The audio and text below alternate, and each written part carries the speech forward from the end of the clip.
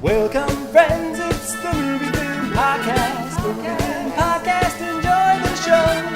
Zachy and Brian are talking about movies. Movie Film Podcast on the radio. Welcome to Movie Film. This is episode 223. 223, Brian. 223. What does that make you think of? Two Michael Jordans? Yeah, you seem to have some sort of something was forming in your head, so I was curious. But it makes me think of February and Michael Jordan also.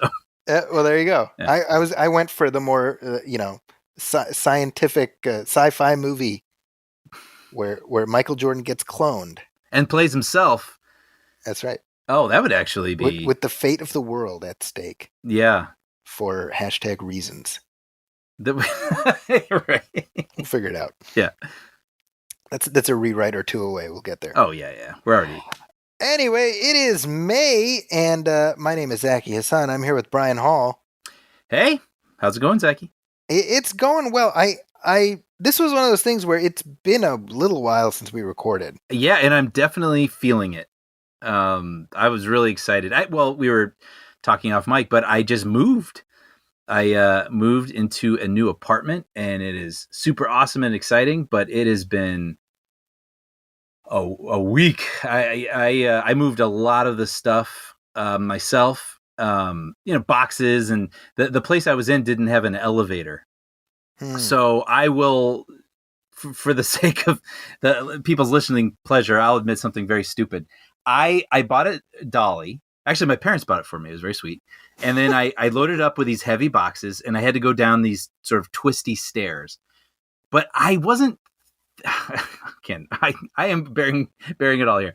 I was like, wait, how do you go down the stairs with a dolly? And for some stupid reason, I was like, well, it must be where you turn your back to the stairs and you let the boxes lean on it, and you kind of ka-thunk, ka-thunk, ka-thunk down the stairs, which is not correct. And so the manager of the building actually came out and he's like, oh, you're all right. So apparently it was reverberating through the whole building. And and I had one complete wipeout where everything fell off. Oh, no. Yeah. And then, like a complete idiot, I went on Google and was like, how do you use a dolly on stairs? And it is, you face the stairs and you hold it with all of your upper body strength and you let it gently roll over each stair. And I did that. I wish, I was just telling, I think it was my brother, I was saying, I wish I had kept track of how much weight I have carried this week over the course of the whole week, because it was a lot. And then I was telling you, I hired a guy from TaskRabbit to help me with the big stuff, which is great. I had a really great experience with this service, but I think in my head, I was sort of equating it with hiring a mover, and it's not a mover. It's like a guy to help you. And so, he shows up and I'm thinking like, all right, if you want to get that desk, if you want to get this thing, he's like, all right, great. Why don't you pick up that end? I'm like, oh, right. So, gotta move some more. So it was, and this, you were saying right before we started, do you just want like a day off? And I was like, you know what? This is my break, getting to talk with you and catch up. And I feel finally, I was waking up, packing, moving all the way till about 10:30 at night and just falling asleep. So this really is kind of the first break that I've taken.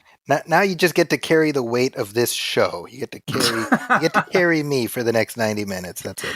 Yeah. And then the week previous, I was out seeing my girlfriend in New York, and that was a big deal for a lot of reasons, but this is the first time I've traveled in over a year. So going to the airport, that was a whole experience. And I am now fully vaccinated. So I definitely felt like I had this extra shield of protection around me, which was kind of nice. But it was still one of the first times recently where I've felt back into the world, if that makes any sense. Yeah. I've been going to, I've eaten outdoors and I've gone to Target and I've done this sort of thing. But I was in an airport and it was kind of like life as usual, which I hadn't experienced in over a year, but everyone's wearing masks and there's someone over the PA who keeps saying, you know, like, due to the events of the world, everyone needs to wear a mask. And you're like, oh yeah, like, I forgot. Yeah, that's kind of serious.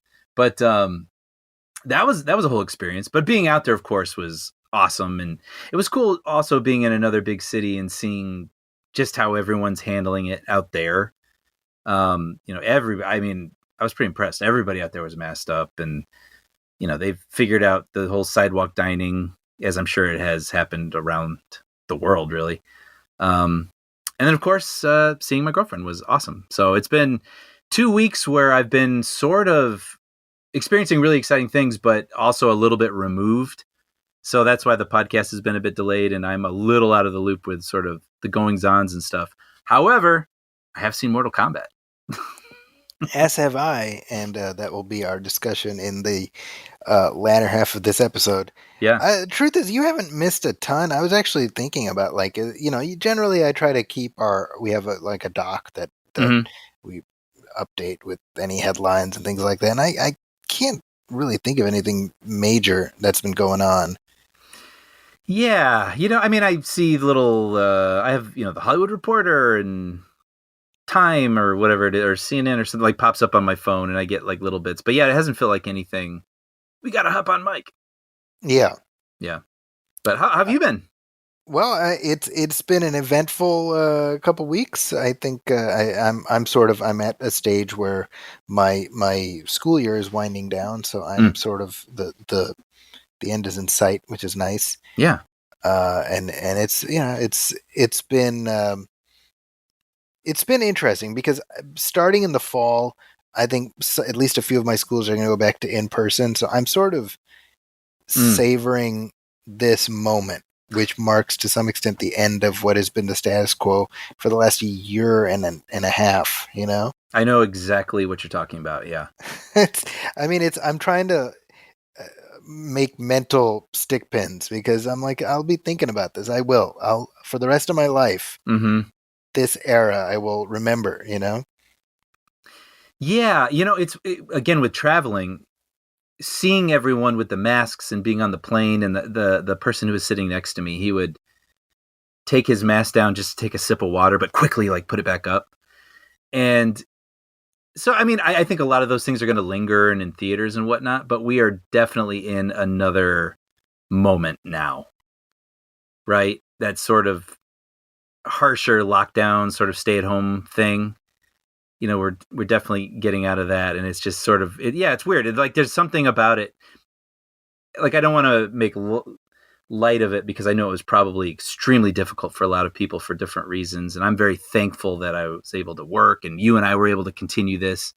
But that was a moment, and I don't want to forget it, and I want to appreciate the sort of opportunity to slow down in a lot of ways.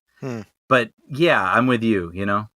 I mean, we texted this just the other day where a picture came up in our memories, and it was when you and I went to see Batman, the re-release of Batman '89 in the theater when you came up and visited here in May of 2019. Yeah. And that's the last time you and I have seen each other. I can't believe it. Right? I know. I mean, that was 2 years, literally 2 years ago. 2 years. And that was such an awesome day. That was my girlfriend and I were up there, and we saw you, and we went to see Batman '89 in the theater, which was both of our first times, I believe, or actually all three of our first times. And then we went to the location for Cyberdyne. Remember that? Right, yeah. Because we found out that was about 15 minutes from your house. And then my girlfriend and I were going to go see Endgame because I think she wanted to see it again. And you were like, "Hey, can I come?" And we're like, "Yeah." And so we right in between you. It was so, but it was so awesome. It was so unexpected, and that just ended up being this just wonderful day. And so that was something. Yeah, that was. I found a seat like just a couple down from you guys. Yeah, that I recall. Yeah. But yeah, I can't believe that was the last time. Yeah, that's nuts.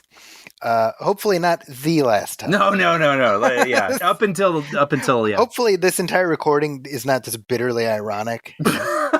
Freeze frame. Zachy and Brian never saw each other again. I know. Oh, shit. Okay. This took a turn. Well, let me tell you what I have been watching. Yeah.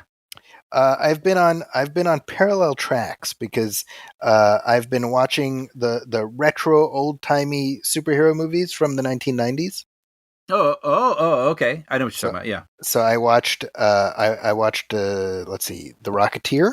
I love it. And The Shadow, which I don't believe you've seen. No. And then I just rewatched The Phantom. Yeah, those latter two I have not seen. So you got some movies waiting for you. Mm-hmm. I'm actually curious what you'll think of those. Actually, both of those. It's been interesting for me seeing the way people online speak of them, and that's what, like, I have my opinions. I like some more than others, but there is really this wellspring of affection for those specific, like the retro superhero movies of the 90s. Mm-hmm. Dick Tracy, et cetera, Mm-hmm. And that's interesting to me only in the sense that even Dick Tracy, none of them particularly performed well. Right. Like Dick Tracy was the biggest hit out of all of them, but they all underperformed relative to expectations. And they haven't. It feels like they've lived on with a group of people, but they aren't on television even a lot, right? Not a ton. Not that I recall. Yeah. But that's been fun. My third son, he's 10, so for him, he's seen these before, but he doesn't really remember them. So he's at the age now where it's like for him, it's a brand new thing. I'm like, man, this is the perfect age to watch this stuff, where you can just take it in and you can just sort of, you don't have to be a kid again. You can just be a kid. Right. Well, and his eyes though are attuned to a certain level of spectacle now with what we're able to do. So how do they play for him in terms of, entertainment value and action and whatever? He's down. Yeah. It's actually very funny because those were playing on one track. And then on the other track, I went through the Jack Ryan movies. Oh, I saw that you were posting that. Yeah. Yeah, and that was like, with my oldest, who's 14, I told him, I was like, hey man, why don't we, like, let's go through all these. You've never seen them. They might be fun. So we just went through and I've said this before. I like all the Jack Ryan movies. I'm like, I'm an easy lay when it comes to that paradigm, Yeah. And so now we're into the television series and I'm like, yeah, the Harrison Ford ones are good. I like the Ben Affleck one. Yeah. Oh, yeah. Sum of All Fears. The Sum of All Fears, which came out the weekend that I graduated college. Oh wow! And then the next one, the Chris Pine one, came out shortly after my fourth kid was born. So it's like I have these weird benchmarks that I affiliate with. But anyway, my 10-year-old was kind of overlapping in the little Venn diagram of watching these movies. He was watching both the retro movies and the Jack Ryan movies. And it's very funny because The Phantom has a scene where you've got like the villain. He's like, here's my plan. Here's what I'm going to do. And blah, blah, blah. And, he's telling his little cabal, right? And you have like the one guy who's like, this is crazy what you're saying. Forget it. With respect, I'm out of here. He leaves. And right then they like, they like throw a knife in the guy's back or whatever, Yeah. And so that's The Phantom. And then like 2 days later, we're watching Sum of All Fears. And you have like the neo-Nazi guys like, here's what we're going to do. And blah, blah, blah. And you have the one guy, hey, I don't know about this. I'm out of here. Really? And my 10-year-old's like, why do they keep saying that they're leaving?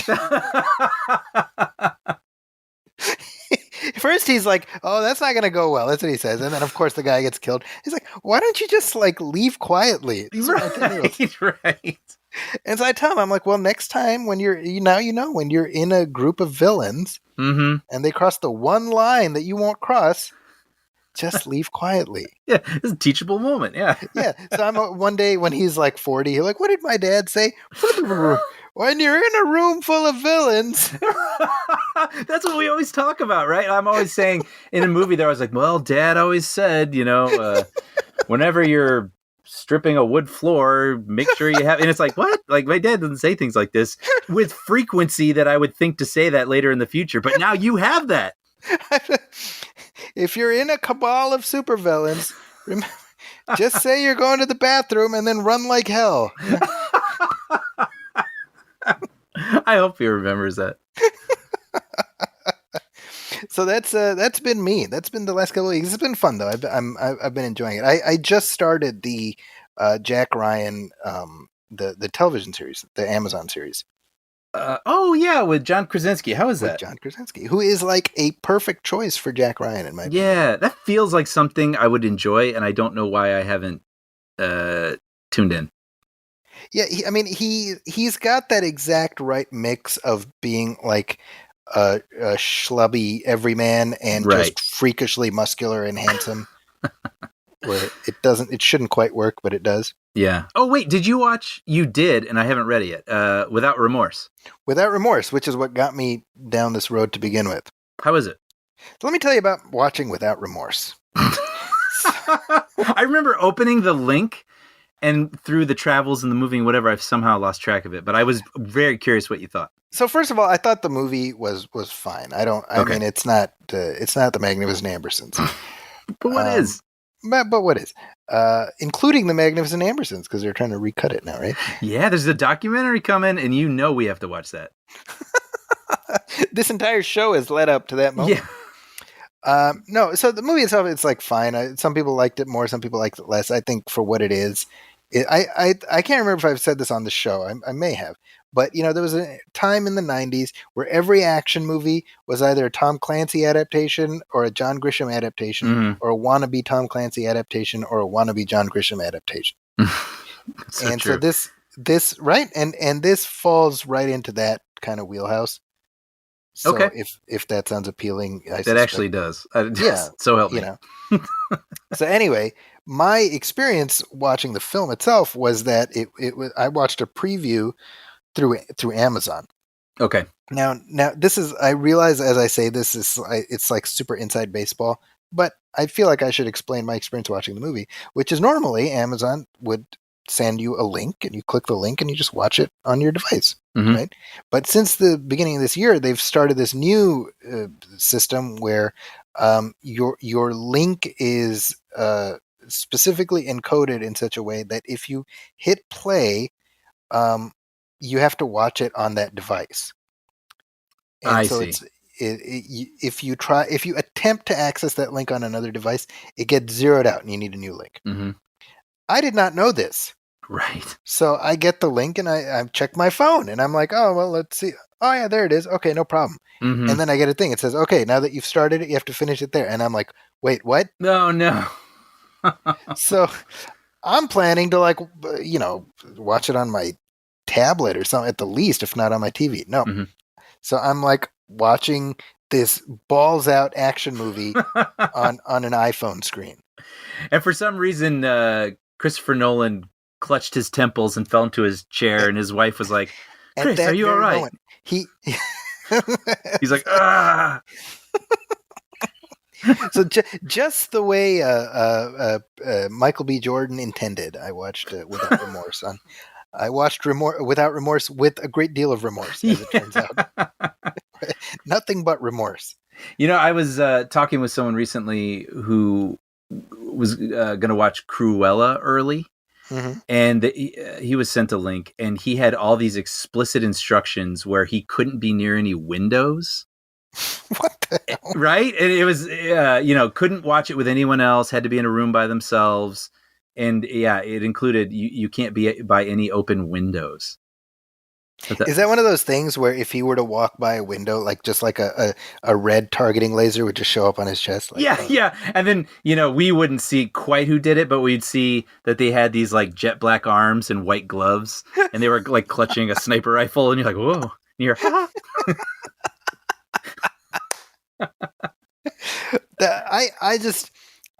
and I know people listening are like, guys, you get to watch movies early, piss off, right? Oh, yeah. I totally get that.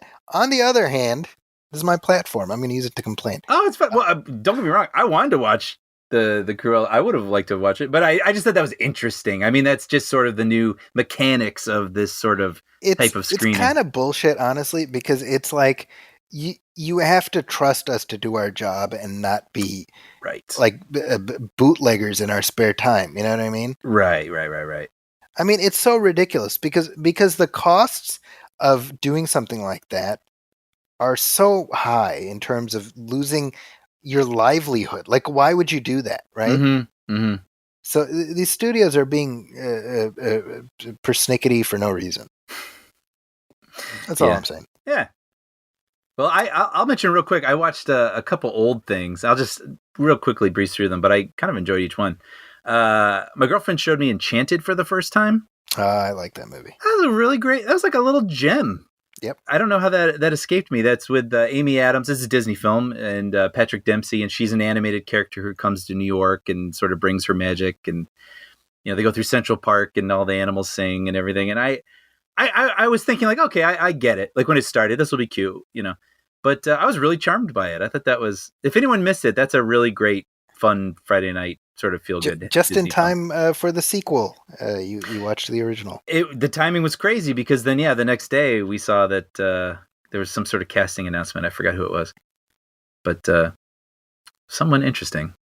Anyway, onward with the movie podcast we're doing. We also watched Space Jam, which you and I had just talked about that we hadn't really watched since the 90s. Well, you have not. I have. Oh, I'm sorry.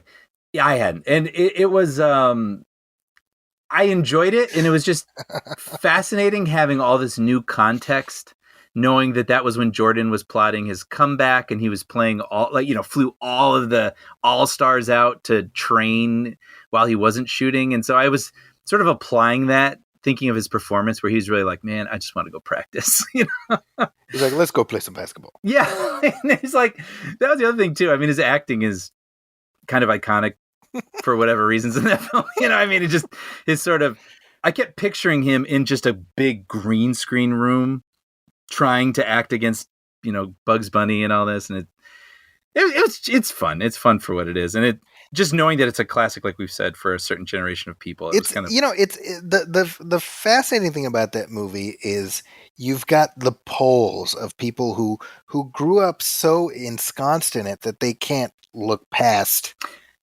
the flaws, right? And they're like, no, it's a masterpiece. And then you've got people who've made it their business to just shit all over that movie. Oh, really?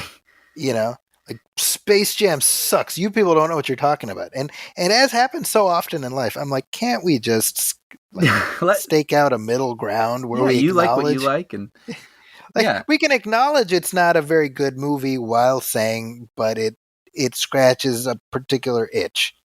I 100% agree. I didn't mind watching it at all.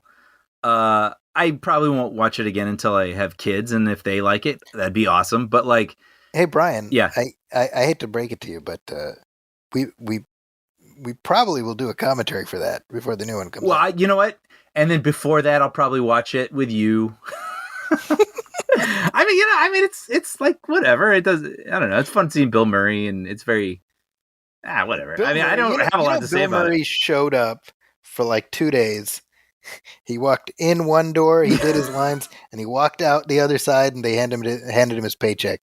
Well, there's that moment at the end where he's playing in the tournament, and they're like, "Wait, how did you get to Looney? How'd you get here?" He's like, "Oh, I'm friends with the producer." And I'm like, you know what? I don't even know if he's acting. Like that could be. That would make sense, right? Because Ivan Reitman probably. Yeah. I feel like Ivan Reitman is one of the few guys who could get Bill Murray on speed dial. I would believe that for sure. Right. But then real quick, two more. I watched Wayne's World, or we watched Wayne's World rather. And speaking of a movie that hits you at the right time and sticks with, you're just endeared to. I was thinking about it while I was watching it. I could probably karaoke this entire movie, and I just love it. I just don't get tired of it. It's just one of those movies that just works for me. And every minute, it's like a Simpsons episode. Like every minute, there's a joke. It doesn't allow you to go forward without some sort of joke. And I think that's what keeps pulling you through the whole thing. But man, I just love that movie. It's just totally holds up in my opinion. I agree. I like them both.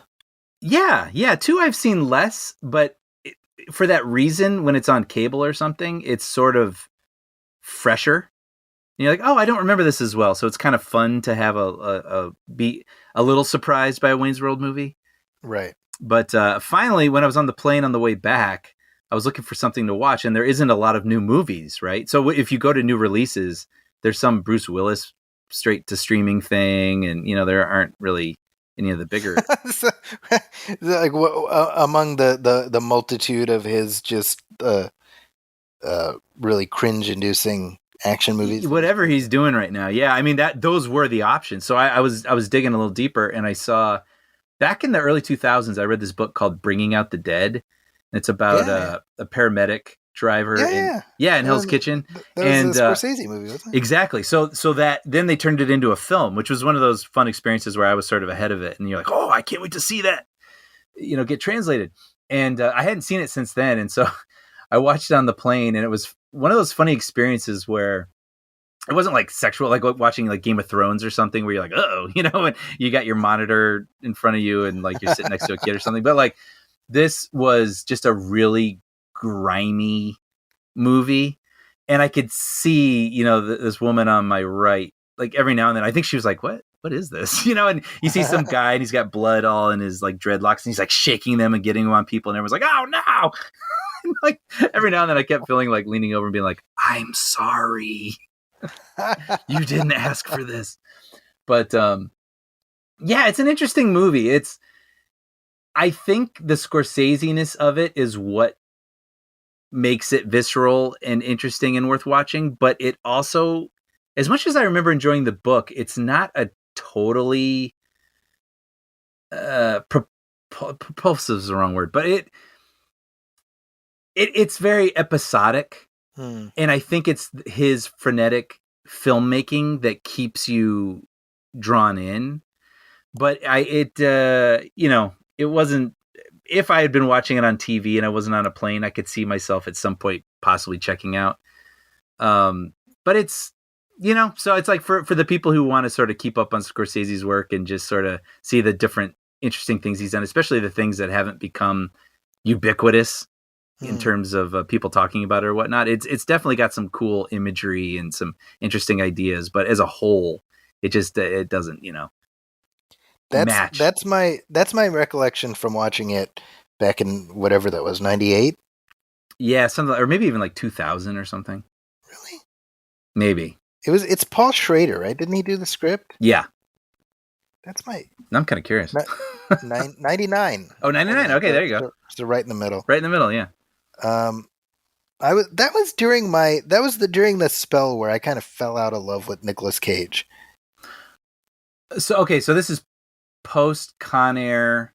That was when he was on a roll, right? And then he had a minute where he was really rocking and rolling. Then he did like Captain Corelli's Mandolin and right. Remember that? And like Wind Talkers, that was right around then. And he did so he did Snake Eyes, which was friggin' awful. Yeah. And then he did 8mm. Right, which I still never seen. I know which myself. Worse. Yeah, I know. That was a movie that I went and saw that because I was going to review it for the College of DuPage newspaper. Yeah. And Joel Schumacher directed. And honestly, I had such a visceral negative reaction to that movie that I was like, screw it. I'm not reviewing that movie. And instead I did October Sky, which had actually come out the week earlier. Oh. Because I was just like, I need to, like, I'm just going to shit all over this movie, and I don't even want to do that. I just want to put some goodness out in the world. Yeah. Watch October Sky. Yeah. Yeah. What polar opposites? About as different as it gets. Yeah. Yeah. Yeah. And then that was sort of in his Matchstick Men. I'll always bring this up. That was another one where I was ahead of it a little bit because I read the book and loved the book. And then when I found out it was being made into a movie, I was like, oh, I cannot wait. And I thought the movie was a really great interpretation by Ridley Scott. That movie I liked. Yeah. That movie I liked. Yeah. But yeah, sort of the 2000s Cage, I guess. Was this post National Treasure, I guess? National Treasure would have come after, right? Yeah. Because that's like 03, I want to say. Okay. 03 and 05, something like that. It's so funny because I know people who are really big fans of those movies too, and I'm like, I liked them. I thought they were fine. Yeah. But I couldn't. I struggled to even. I was talking with my brother about this because I guess he's just watching with the kids, and I'm like, I don't even remember his name. I know it's like Thomas Jefferson Jackson Kennedy, right. Washington. So it's like one of these. It's like no, it's Benjamin Franklin Gates. There it is. I'm like, why would I? Why you're judging me for not remembering that? Right. Well, it would be just as believable if it was as Thomas Jefferson, Jackson, Kennedy, Washington. Same idea. Same idea. Yeah. Anyway, is that it? That's it. Well, what an it was. Let's take a short break. We'll come back. We got some listener letters we can cycle through. Sounds good.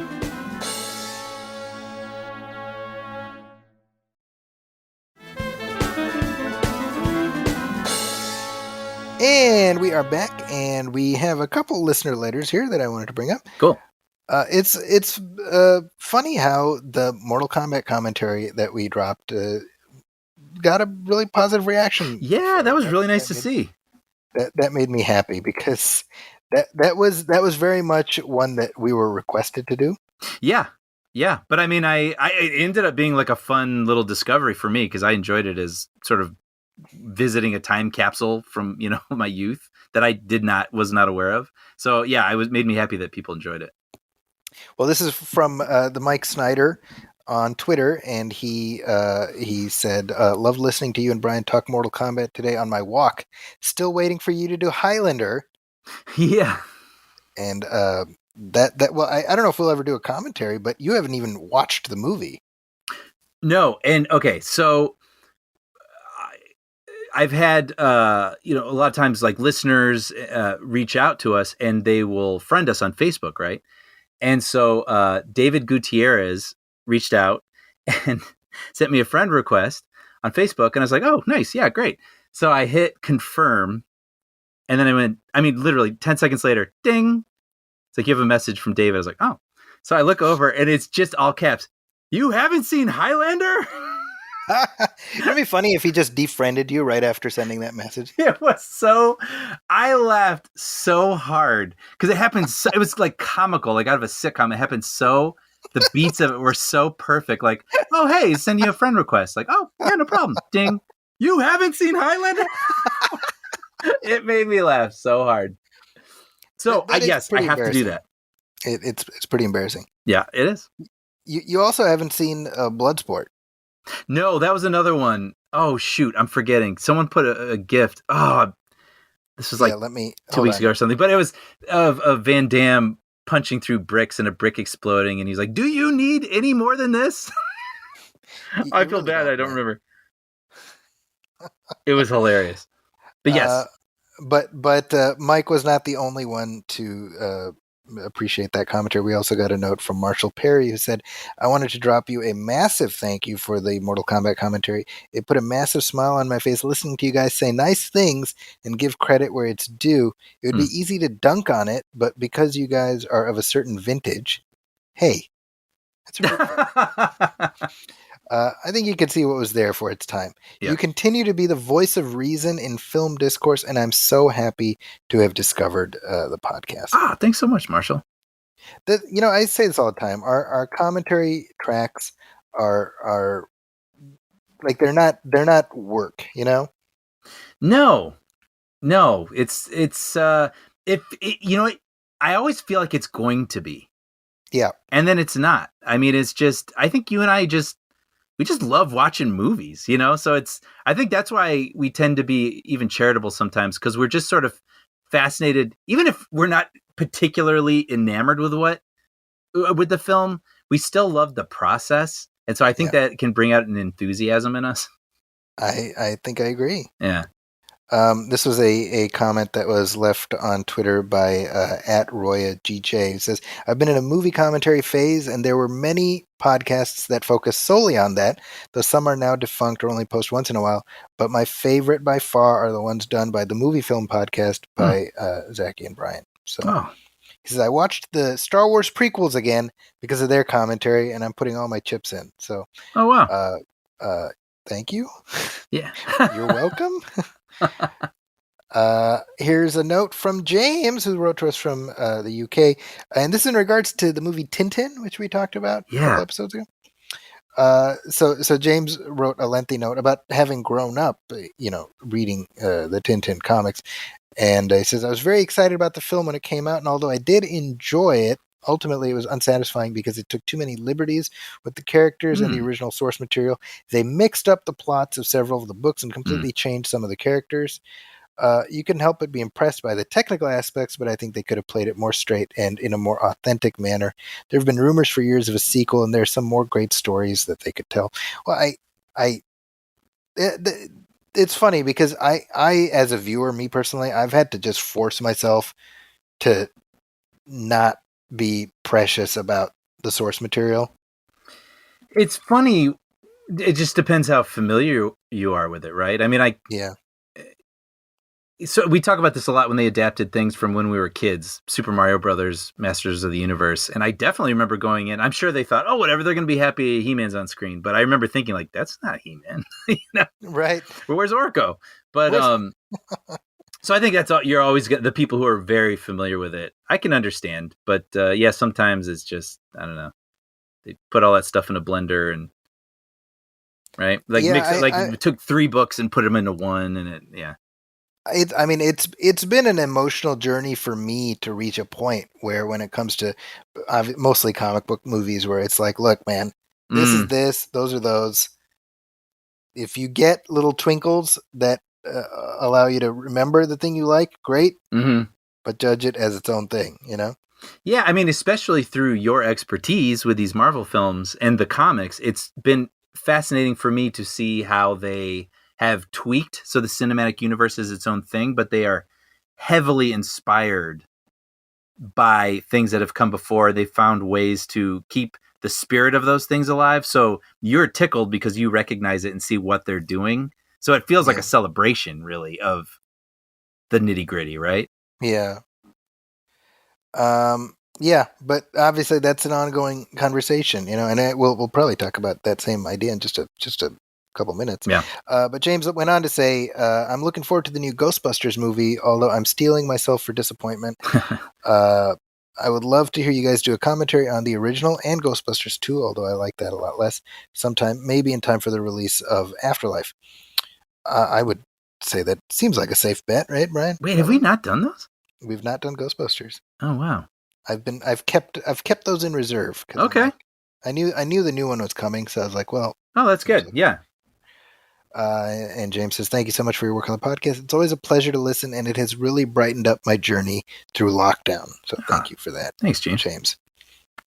Let's take another break. We'll come back, talk about a trailer that I've been looking forward to discussing. Cool.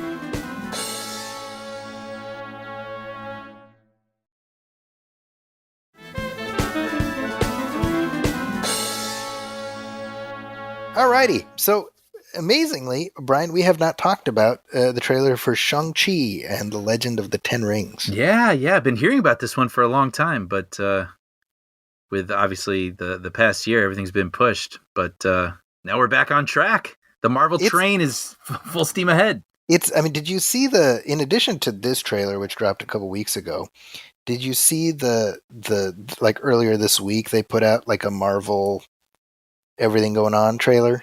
Yeah, kind of I don't know if sizzle reel is the right word, but definitely remember how excited this got you? Like, well, look what we got ahead. And it was great. It did get me pumped up. I mean, they right away, they wheel out the voice of Stan Lee from Beyond the Grave going, help, true believer. What am I doing here? No, he's like getting me all excited because he's like, hey, movies are fun, right? Excelsior. Movies are fun, right? That would be a great like if there's ever a statue of us for some reason after we've passed and then like they want a quote from us at the bottom. I would just love that. Movies are fun, right? I guess. Right? I guess. Well, let's do this. Let's play some of the audio from the Shang-Chi trailer and then we'll talk about it and then we can sort of talk about the other shenanigans that they have afoot. All right. I gave you 10 years to live your life. Now you see me rise. And where did that get you?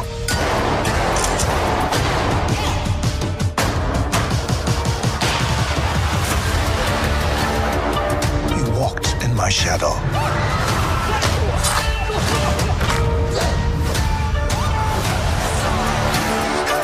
I trained you.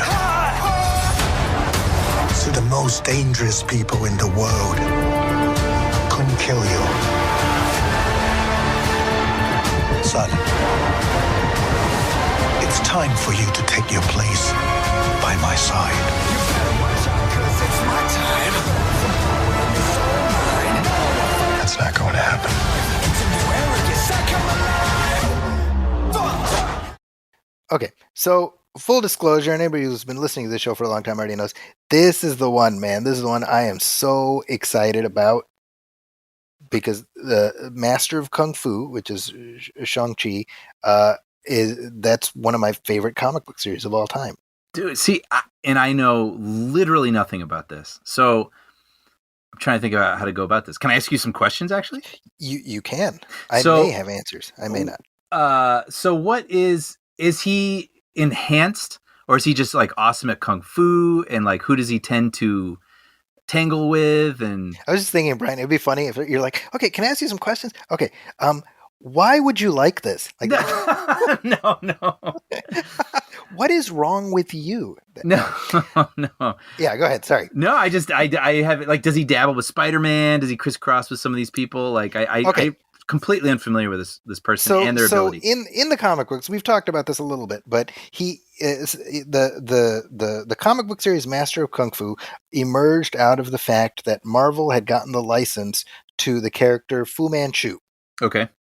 And Fu Manchu, for those of you who don't know, which I would assume is most of you, is a very famous antagonist in a series of novels where he plays this kind of world-conquering, long-lived person who's kind of the personification of the Yellow Peril. So he's like always trying to conquer the world, and you have these British agents who are trying to track him down. Okay.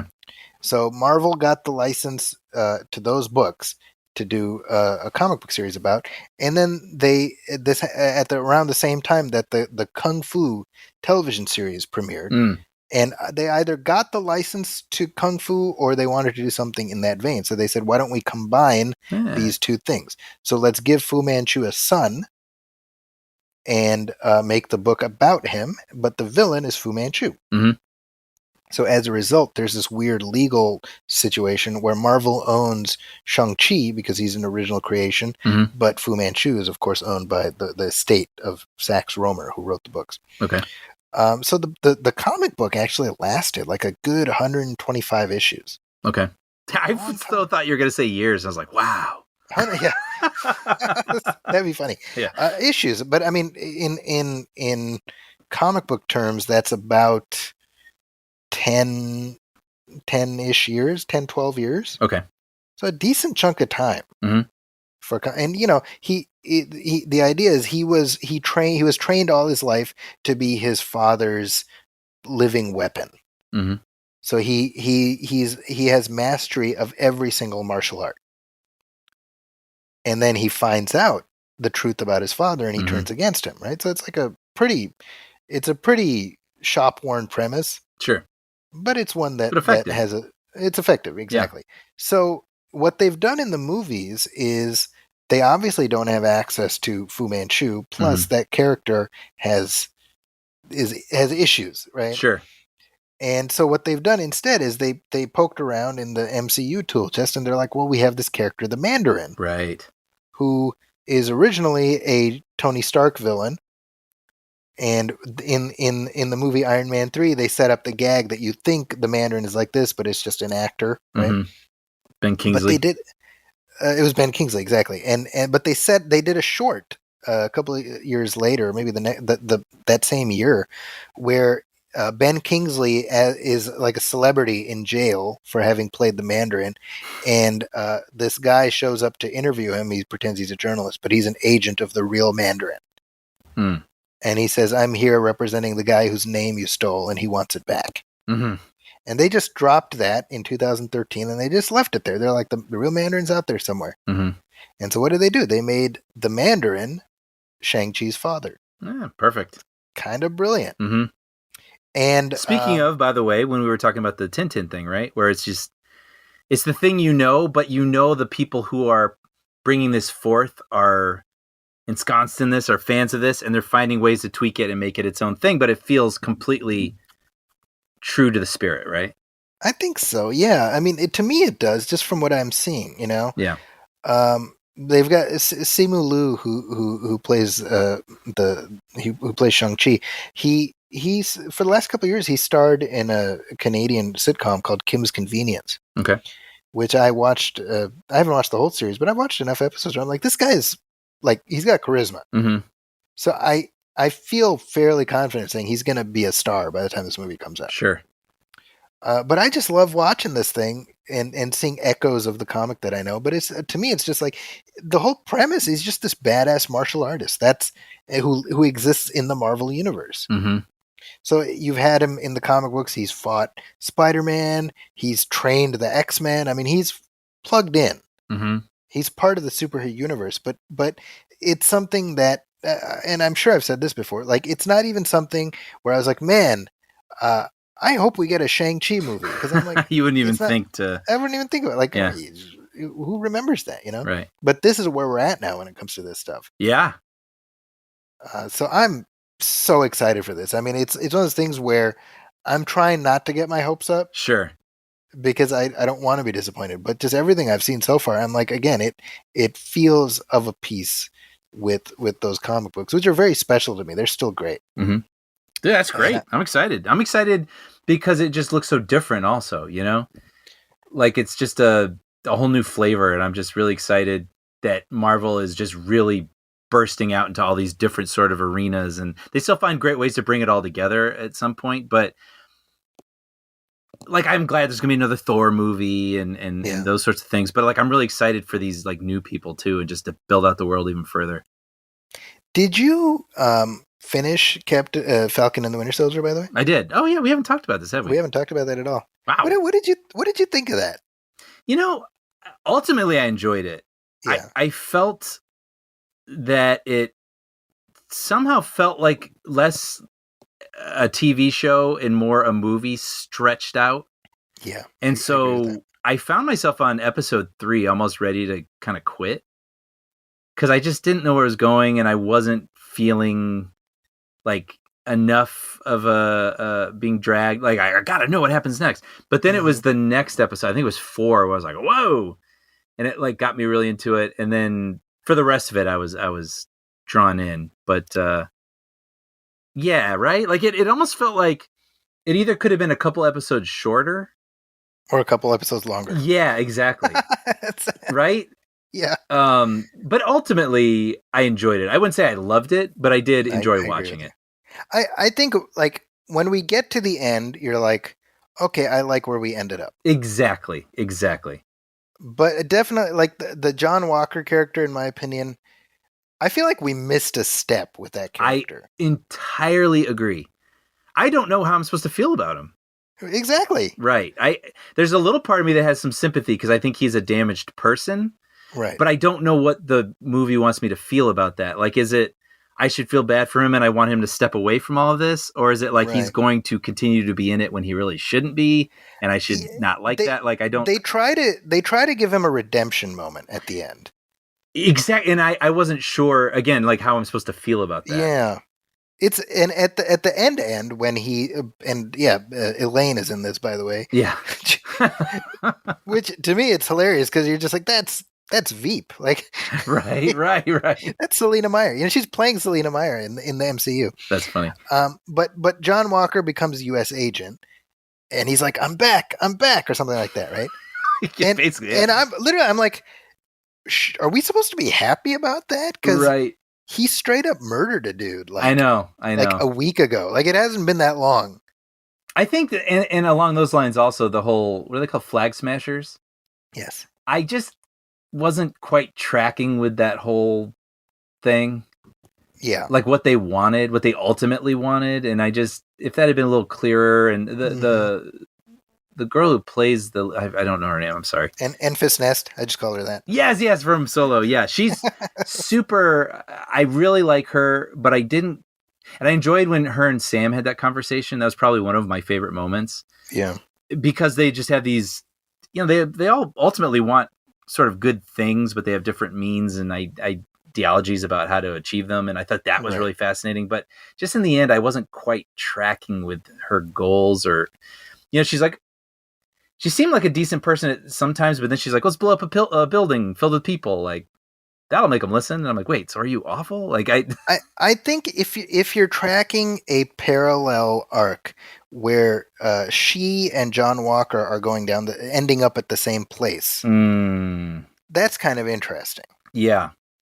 Right. Mm-hmm. But and I certainly don't have a problem with making your villains complicated. Absolutely. Right. I think that allowed for what you said. Like the most meaningful stuff to me was the conversations. Whether it's wholeheartedly Sam, yep. right? Whether it's Sam talking to her, Sam talking to Isaiah Bradley, Sam talking to Bucky. Yep. Those are, there's in addition to like I think it's the next to last episode where Bucky and Sam they're just throwing the shield around and chatting. That was a really good one. That was awesome. But even before that, when the shrink she forces them to talk to each other, and Bucky has this great moment where he's like, he's like mad at Sam for giving away the shield, right? Yep. And he's like, Steve chose you. And if he was wrong to choose you, was he wrong about me believing in me? Right.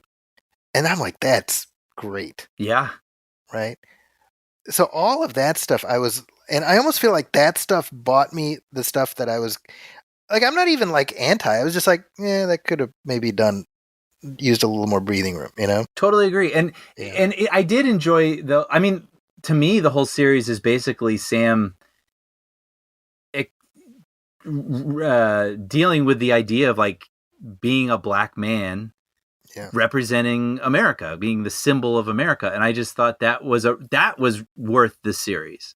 Right. And him meeting with that earlier super soldier who had been just completely discarded by his country and had all these harsh feelings, and just the reckoning and the stewing and the thinking that he had to do. I loved all of that stuff. And him making up his mind for himself. And then the moment, too, when Bucky apologizes to him, being like, I wasn't thinking about this. I mean, I was like, neither was I. Like, I remember thinking, like, why did you turn it down?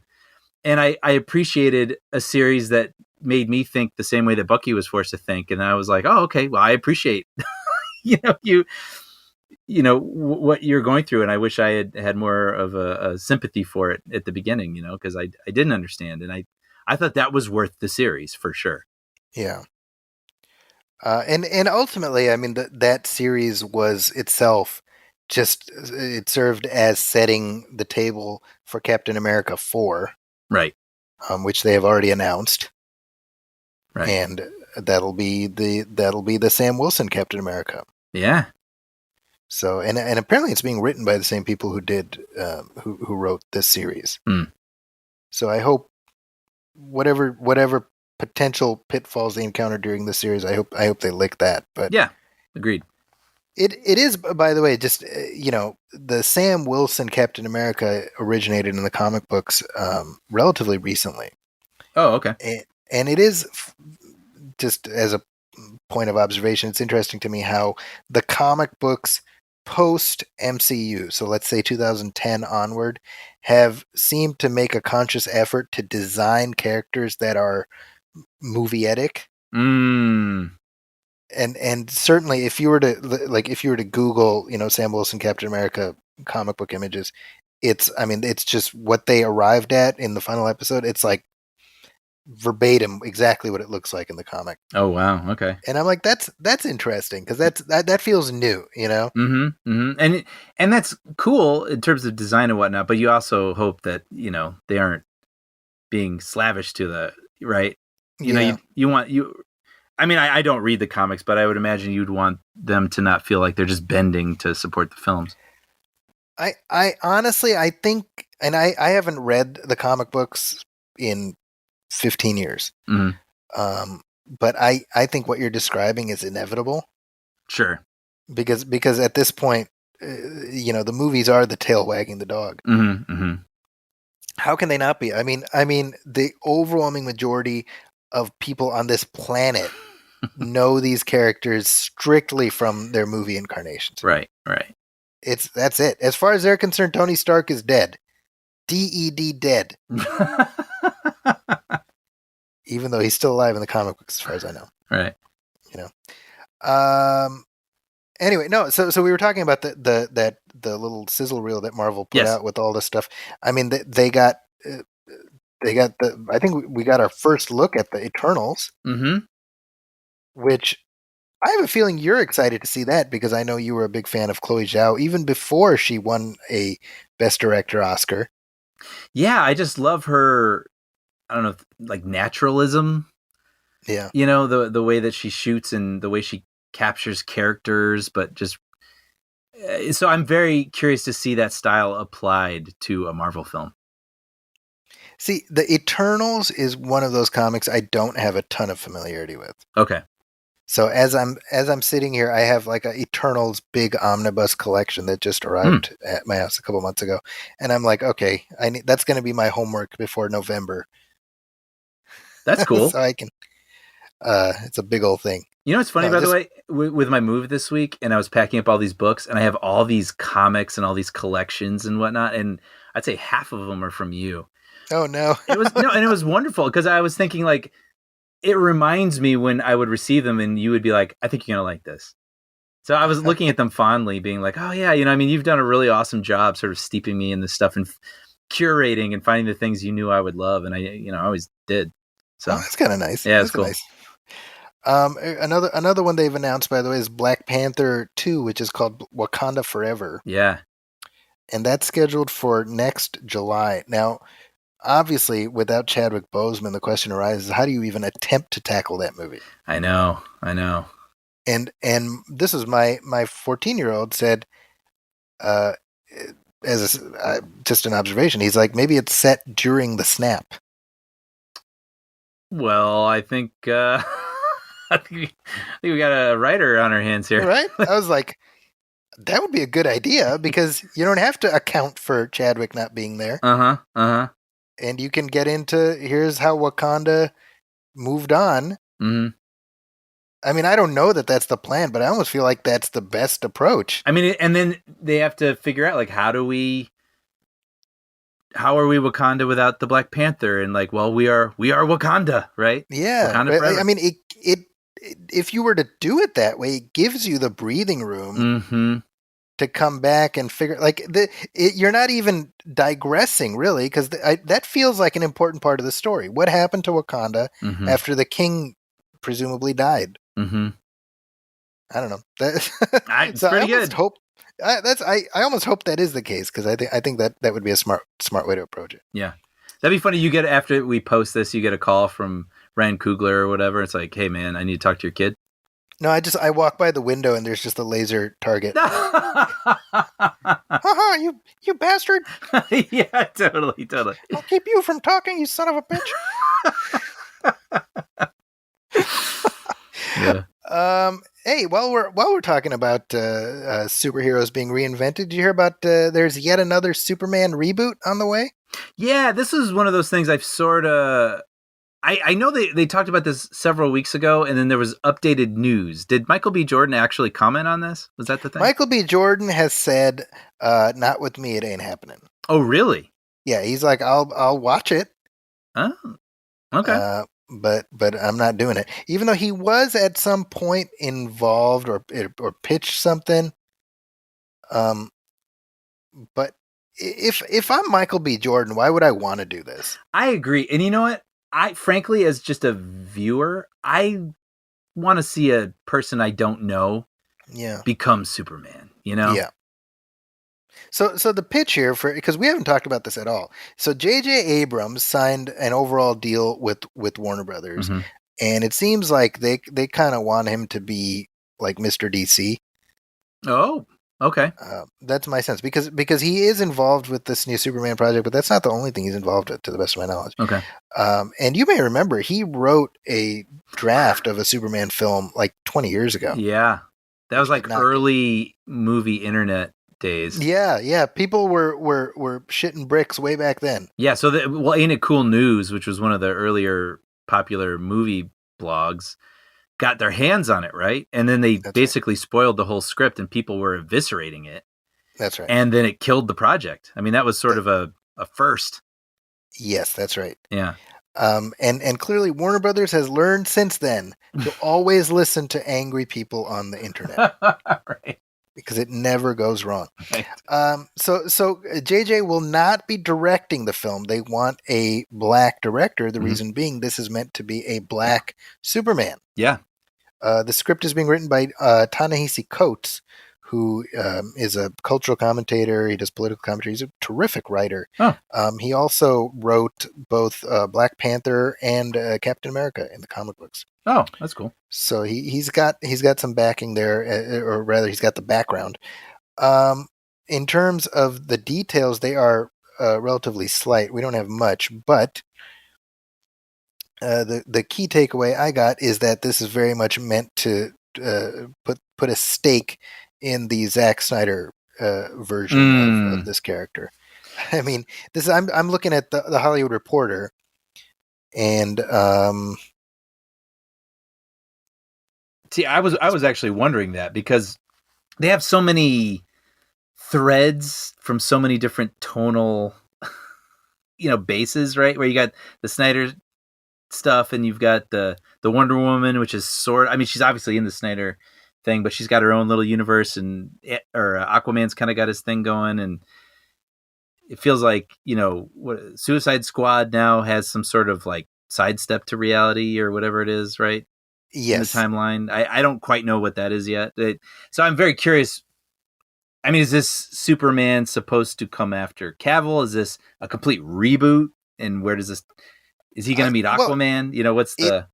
Okay, so here's the relevant portion from the Hollywood Reporter. It says, establishing a new tone with the launch of the next Superman franchise is key to Warner Brothers' DC film future. As such, little will remain of the so-called Snyderverse vision, which enjoyed its last hurrah with Snyder's 4-hour Justice League bowing on HBO Max in March. Among his handpicked stars that remain are Gal Gadot, Jason Momoa, and Ezra Miller, all three of whom are still, all their franchises are ongoing. I think this film, the Superman project, is meant to be kind of its own thing, the same way Matt Reeves' Batman is meant to be its own thing. I see. Or if you will, the Joker film. Right. The charitable way of thinking about it is Warner Brothers is letting filmmakers choose how they want to tackle DC properties. The uncharitable approach is they don't know what the hell they're doing, and they're just hoping any shit stinks, right? Yeah. But you know what? I mean, look, what Marvel's done is absolutely unprecedented, and just, we'll go down in film history what they've done. Yeah. Right. And maybe that's okay if you don't do the same thing, right? Why not have Batman movies and Wonder Woman movies and Superman? Why not? Why not support those characters the best you can without sacrificing to do what some other studio's doing, Here's my thought on this. I think that Henry Cavill is about as perfect a Superman as we've ever had. Yeah. And arguably he's never truly gotten the opportunity to really show what he's capable of. Yeah. So if we truly never see him again as Superman, I think that would absolutely be a shame. Yeah, I agree.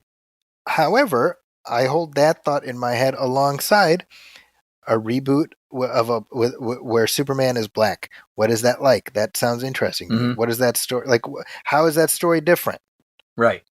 Because obviously a black Superman, that's going to be different. Yeah. So if you can get into some interesting cultural commentary, well, why the heck not? Mm-hmm. The other thing I'd say is in 1993, I found out that Michael Keaton was quitting the role of Batman and he was to be replaced by Val Kilmer. And from that moment, I was like, well, that's a goddamn shame because he's a great Batman. Mm-hmm.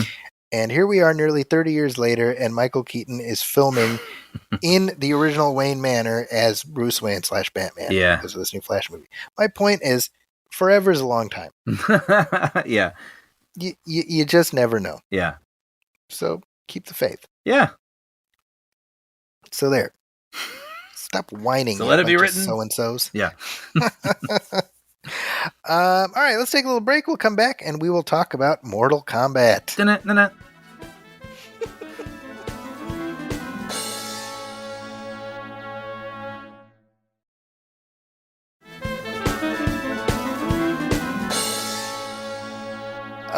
So hey, Mortal Kombat is out, Brian. Yes, it is. in theaters and on HBO Max. So it seems to be doing okay, right? I mean, I thought it did quite well, didn't it? I mean, considering that theaters are at a certain lower capacity and all that, it did what, like over 20 million opening weekend, I think. Which for post-pandemic life is pretty good. Is like Avengers Endgame level. Yeah. Yeah. It's funny because a whole bunch of people I know went to see it, and I was kind of like, I don't know if I want Mortal Kombat to be my first movie. The first one. That's so funny. So I decided to hold off and watch it via HBO Max. So I started it 2 weeks ago, and I just finished it earlier today. So I don't know if that gives the game away, but that sort of describes my journey with this latest Mortal Kombat. That is hilarious. I started it this morning and finished it. That's what happened. Is you texted me, you're like, "Hey, I got to watch Mortal Kombat before we record. Is that okay?" I was like, "Yeah, no problem." I was like, "Oh shit, I got to finish." Really? That's what happened.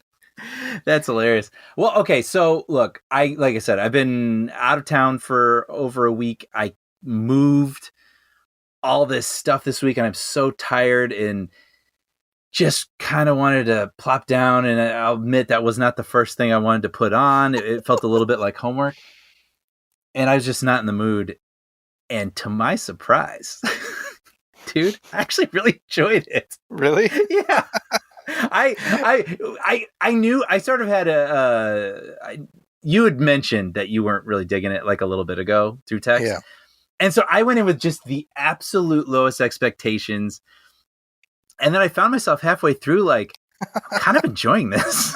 And then, I mean, it's not without its things. I've written a bunch of stuff down, but by the end of it, I was like, well, that was a fun romp. Like, I don't know, like the fighting was fun. Sub-Zero the whole way through. Anytime he showed up, it was awesome. Sub-Zero was probably the best part of the movie for me, and Scorpion. Oh, Scorpion was great. And like, look, I was talking to my brother about it because I told him, I was like, dude, I kind of enjoyed this. And he was like, I'm so happy for you, you know? He said it felt like a B movie with an A budget. And I was like, yeah. Like, I mean, yeah. I have no illusions that this is like gonna, you know, it's not like the Black Widow movie, you know, or anything, but it's like for what it was and just sitting on my couch after a long week and just enjoying these fights and whatever. And Kano made me laugh kind of more than I expected. I was like, I didn't mind that. What it felt like to me is first of all, the thought I had, it was like, how down can you be on a movie like this that knows absolutely what it's doing, right? It's not, you know, it's, yeah, like you said, it's not trying to be your next Marvel movie, although it's trying to set up a mythology. And I think this gets to a problem I have, is like, I don't know that the underlying mythology is interesting enough to want to make us come back. You know what? Yeah, I had a whole mixture of those thoughts because we spoke to this on the commentary, and I'm familiar with the game, but I'm not, you know, I don't know I recognize the character names and some of the catchphrases and things like that. And it's kind of interesting where this movie ends. You know, it's clearly they're just setting up sequels, and I mean, I don't know. We're going to do spoilers, I guess. Can you really spoil this movie? I feel like it's been out in the wild long enough that anybody who intends to see it has already seen it. I kind of knew this before I watched it. So anyone who is like super sensitive about spoilers to this movie, just come back to this. But I'm going to go spoil the ending now. There is no competition in this movie. They never get to Mortal Kombat. Like, if it's Mortal Kombat, let's have like the Mortal Kombat in it. Yeah, so I found that a curious decision. And every now and then these fights would break out, and I thought of that thing that I had heard where in, you know, certain movies they're like, oh, there has to be an action scene at least every 10 minutes or 12 minutes or something. And there was a moment with Sonya and Kano in the desert where they're like, let's fight. And I was like, now? Like, and I kind of was like, oh, I guess it's been 12 minutes or something. But you know what? At the same time, there's this moment where they're fighting this like CGI lizard. And immediately I was like, like I don't care. Because I just don't care about these CGI creatures. But then it's invisible, right? And so they're like, use the flare. And so they like this flare and they take a knife and they stick it into the monster. So you see the flare moving about the room. And I was like, well, that's awesome. I've never seen that before. Like, that was kind of cool. It has these really bad action movie lines, like where this guy's like, who the hell are you? And then the guy's like, it doesn't sound much like, thanks for saving my ass to me. And I wrote it down. I want to talk about the profanity in this movie. Yes. This movie is like a 13-year-old that just figured out you can say the F word and not get in trouble. Literally, I thought that while I was watching the movie. I was like, there was one scene with Kano where every single sentence he said had the F word in it. Yep. And it started to become a game for me. I was like, oh, can he keep it up? Can he keep it up? Like, it was so funny. And then related to that,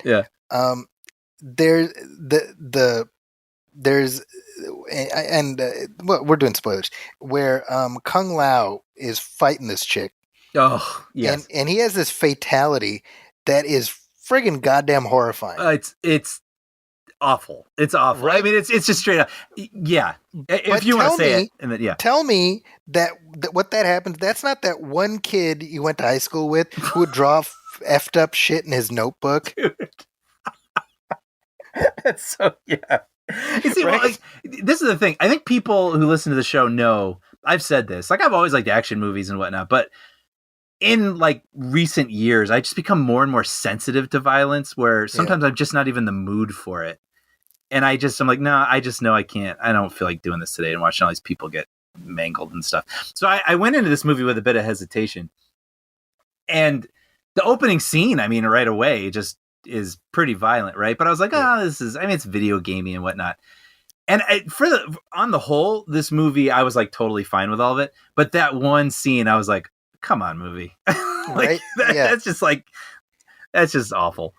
It's like, and then this happens, and then his head turns into a blade, and he cuts in half, and that's like that kid where you're like, all right, Larry, don't like hang out with me. No, you can't come over, Dude, that is hilarious. But like all the other stuff, like, at the beginning with the blade on the chain and all that with Scorpion, and I was like, it's just like all of that was sort of within a reasonable level, but like I agree.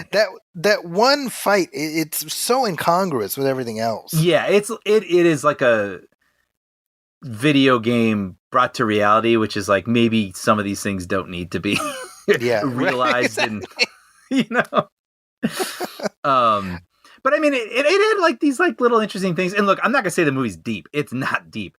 But I did like the whole thing with the scar that everybody has, and Sonya didn't have it, and I was like, well, that makes her interesting, And I mean, I'm sure someone who hated this movie could be like, oh, Brian, oh, poor Brian, Yeah. But I was like, okay, well, I know she's gonna get it at some point or earn something on her own, but I was like, well, that was a good. I like that. That was clever. See, I think for me, it was definitely, it was one of those things where, like I said, I watched half of it, and the biggest problem I was having is that like it's at a level content wise where I feel okay watching with my older ones, but not even remotely with my younger ones. Yeah.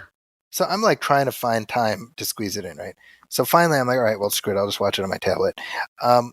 But taking it as a whole, I think for me, I hesitate to compare it with the 95 movie. Yeah. On the other hand, I don't see how you can't compare it with the 95 movie. Yeah. And in many ways, I feel like there was an efficiency to the storytelling in the 95 one that I appreciate more having watched this. I agree with that. Yeah. While saying there's certain things this one did that I like, but I think the Scorpion Sub-Zero stuff is great. I think it's the best part of the movie. Yeah. Agreed. I think honestly, I think Hiroyuki Sanada, who plays Scorpion, he's such a good actor that I'm like, why would you waste him? He's like Chuck Heston in the second Planet of the Apes movie. He's just in the beginning. Right? That's a shame to me because honestly, the main guy who we're supposed to kind of follow, who's like the new Liu Kang, I guess, in this movie, he plays Cole Young. Like that, it's Louis Tan is the actor, but the character is not very interesting. Yeah, my brother said the same thing, and I just can't explain the state I went into when I was watching this, because extreme fatigue. No, but maybe, but I was like, I don't know, he doesn't bother me. Like, look, he's not Chuck Heston or whatever you want to. But I was like, I don't know. I was with it. He seems like a nice guy. I love it. He's fighting Goro, and then his daughter off camera, Dad, use your uppercut. Yeah. Like, that's really funny. I did find a little bit his whole thing confusing, because he was like, okay, I got to get away from my family because I'm a danger to them. Right. And then later he's just like, all right, I'm going to go back to my family. I was like, wait, what? You can't do that. Well, the funny thing to me is in the third act, suddenly he's like the leader. Right. They're like, what do we do? He's like, well, first you do this, you do this. And I'm like, you are the least equipped out of anybody here. Right. Like, I mean, just objectively, everyone has more experience than him. Right. That is hilarious. And I'm just going to say, if you don't punch Goro in the balls, I mean, why even have him in the movie? What are we even doing? You know what else made me laugh, by the way, was Kano keeps referencing these movies. And he's like, all right, Harry Potter, Lord of the Rings. I was like, wait a minute, these are Warner movies. And then and at one point I think it was Liu Kang, he's like, okay, Magic Mike. And I was like, wow, these are all Warner movies. That's hilarious. It's like, very good. I would not have noticed that. You know what, though? I had a thought. So I was setting up my TV last night, trying to get the internet all worked out and everything. And I put on Netflix just to see the picture. And Back to the Future 2 was suggested. So I put on Back to the Future 2, and I ended up watching half the movie because I love it. But I got to say, nothing has changed. I love the movie. But this was one of the first times where I sort of recognized the limitations of 1989. And I was looking at the hoverboards, and maybe because the TV, it's like closer to the couch now than I'm used to, and it was like bigger than I've ever seen it. And I was like, wow, they are pushing it forward. I mean, even like the double technology is still pretty good, how they have the people talking to themselves, and the hoverboards are real. I'm like, I still can't see the wires. I don't know how they did it, but I was like, oh wow, this feels still cool and visceral and fun, but it does feel like it's from 1989. And so then having that experience last night, and then watching the moment when Cole's family's at that restaurant, and so it starts snowing, and then Sub-Zero shows up, and he's just like conjuring all this ice, and he's throwing it and cars. And I was like, wow, like we can do anything now. No movie is held back by anyone's imagination. It's kind of amazing. And I think I'm going to give this movie a huge compliment by saying, I think sometimes people go too far because they can do anything they want.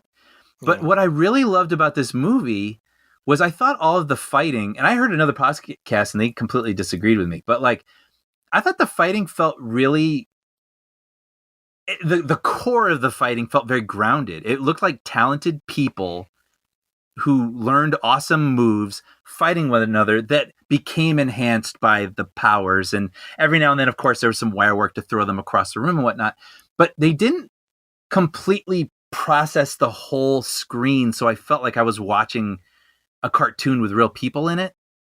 If that makes any sense. I felt like I was watching really talented people fight. And then every now and then they would do some awesome, cool, heightened special effects thing that still felt clever. Like it didn't go over the top to the point where my eyes glazed over.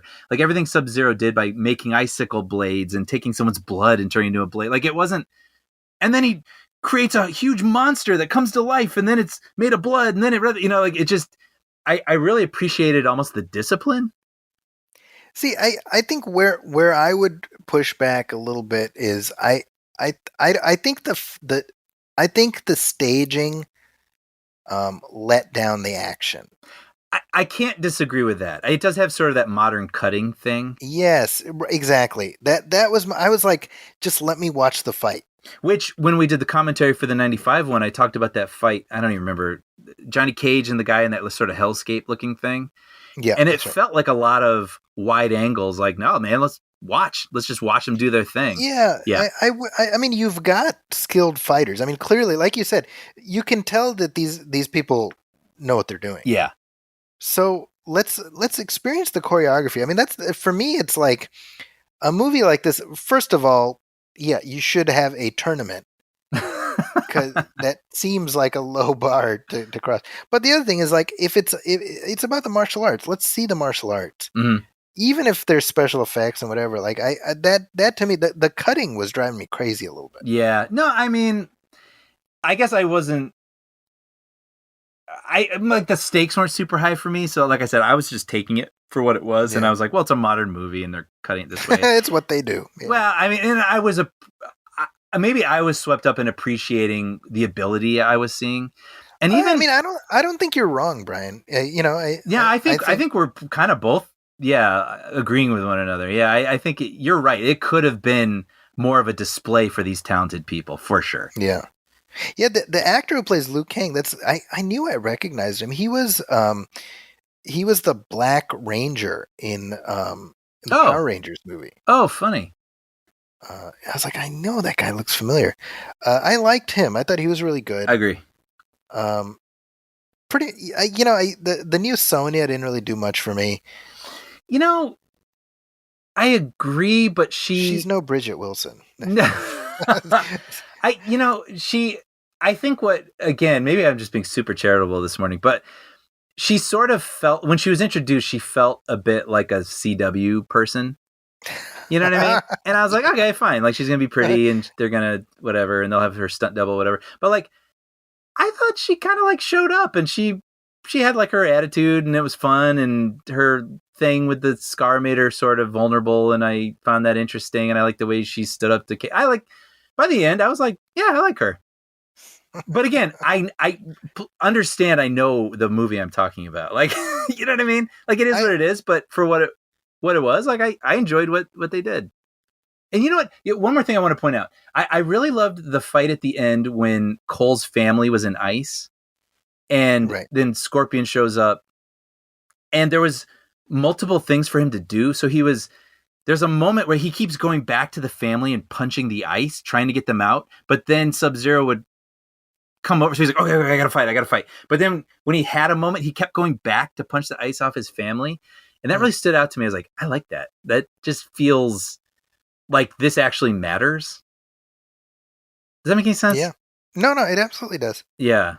So, but okay. So I've been like Trey positive on this thing here, and you know whatnot. So I'm super curious to hear if you had more things you want to point out that were sort of, we can.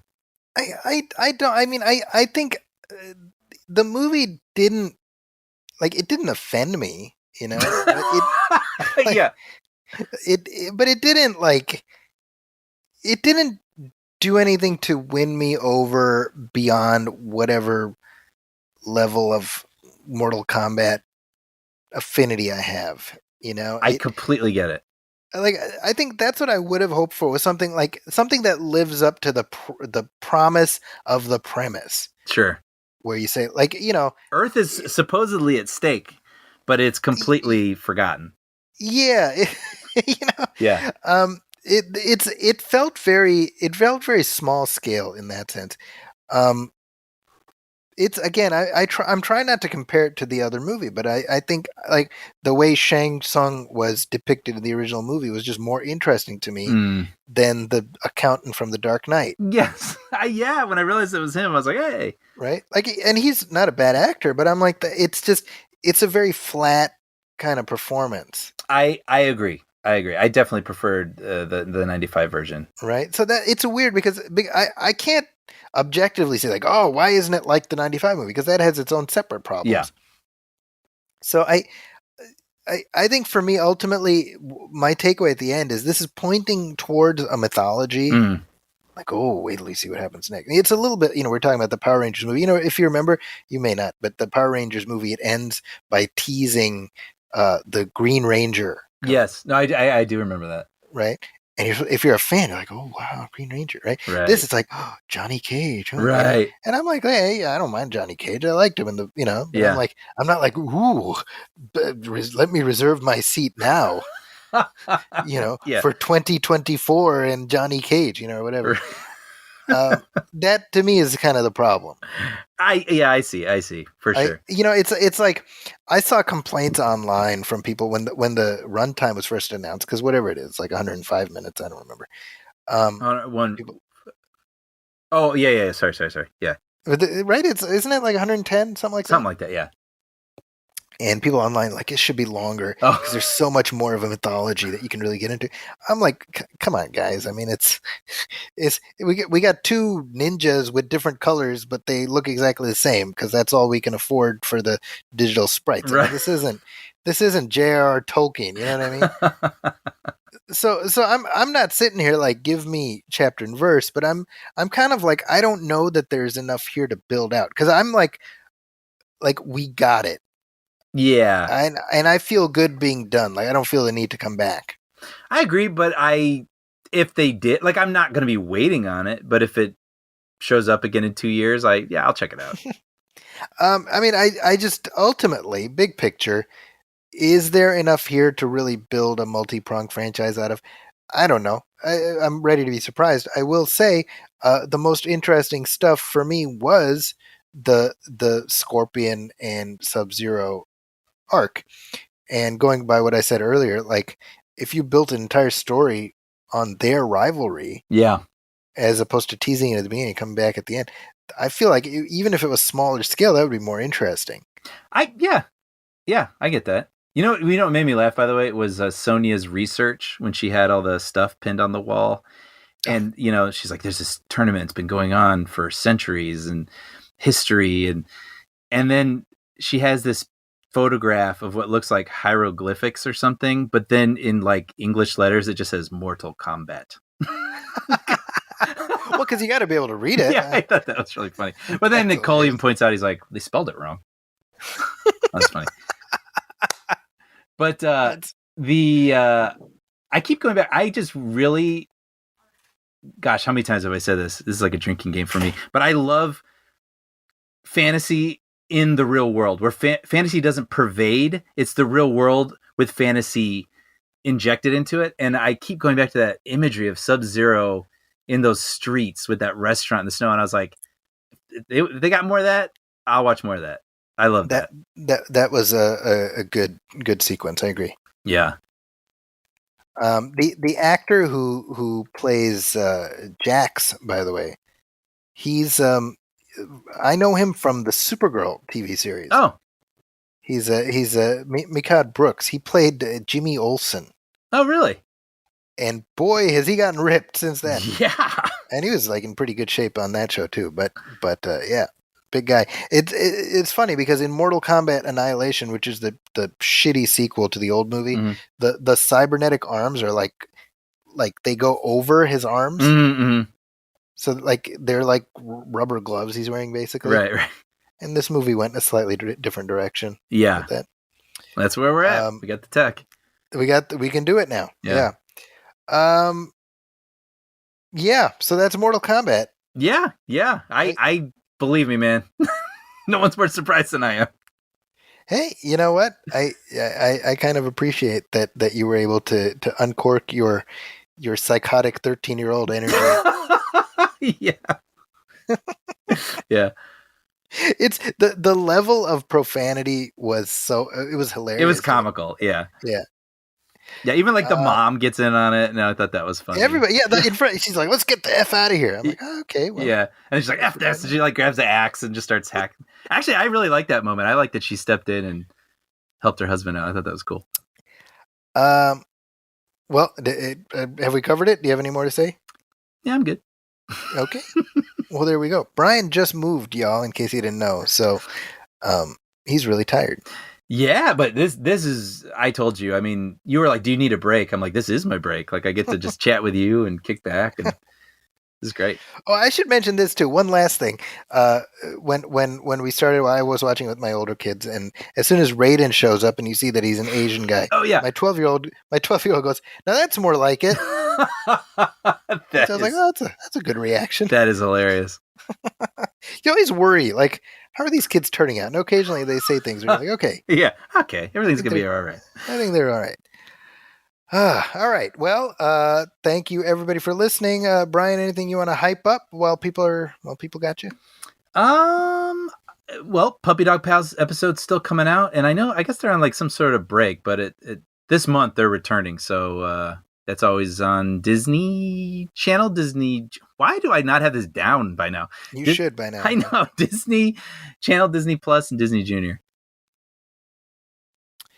And as for me, you can find me on Twitter at Zacky's Corner. That's the AKIS Corner. That's also my website, justadded.com. In the next couple of days, look for a new piece by me to go up at the San Francisco Chronicle, where I look at the new television series Law and Order: Organized Crime, and I ask, do we need more Law and Order right now? Really? Yeah, and you know me, because I'm like a big Law and Order fan. If anyone's going to answer that question, I want it to be you. Well, I appreciate that. So hopefully that piece turns out well. And by the way, can I bring up one time when I stayed up there with you, with Sean, I believe it was, you introduced us to Law and Order UK. That's right. Right? Which I bet many people probably don't even know that exists. That's right. And we were just hooked. That was maybe one of my favorite Law and Order series I've seen. That is, I mean, it lasted for a good 7-8 seasons, I think, and that's the one that most people don't know about. And it's a really good show, and it starred Jamie Bamber from Apollo. I mean, he played Apollo on the new Battlestar Galactica. Mm-hmm. So people might be interested in seeking it out just because of that. Yeah, it's fun, and obviously their court system's slightly different. Everyone's wearing wigs. It's all weird over there. But yeah, no, and it was just cool to see. Something different. Yeah, so I wrote about the new series and sort of, given everything that's been going on in the last year and a half, I sort of drilled down into the myth of the hero cop. Mm. And not to say that the idea of heroic cops is mythical. I don't mean that, but right. How certain things are propagated. Mm-hmm. And what does that mean? Do these types of TV shows make us okay with beating suspects and things like that? I want to check it out. Yeah. Well, then that should be up in the next couple of days, so hopefully people can enjoy that. Cool. Coming up on our next commentary track is The Rock. Yes. Can you smell what The Rock is cooking? Not that Rock. I love that We're movie. watching 1996's The Rock. Yep. Which celebrates its 25th anniversary next month. Wow. 25 years. I remember seeing that in the theater. Wow. Yeah. So that'll be a fun one to go through. I'm looking forward to that. Yeah. Our first Michael Bay commentary. Yeah. Wow. Gonna scratch that off the old bedpost. Yeah. That sounds good. So that's coming up. As always, please go to iTunes and leave a review. Leave a star rating. Every little bit helps. And if you have any questions or comments for us, you can email us at moviefilmpodcast@gmail.com. You can also hit like on our Facebook page, facebook.com/moviefilmpodcast, and message us there. As you all know, if you make commentary suggestions, we may listen. Yeah. We may. I'm not going to say we will, because y'all are going to suggest all kinds of stuff that I don't feel like doing. But we may. You never know unless you ask. You miss 100% of the shots you don't take. That's right. Who said that Michael again? Scott. Yep. On behalf of my partner Brian Hall, my name is Zachy Hassan. This has been Movie Film. What number is this? 223. February, 223. Michael Jordan. Yeah, that's right. And we'll catch you next time. Thanks, folks. Welcome, friends. It's the Movie Film Podcast. Enjoy the show. Zachy and Brian are talking about movies. Movie Film Podcast on the radio.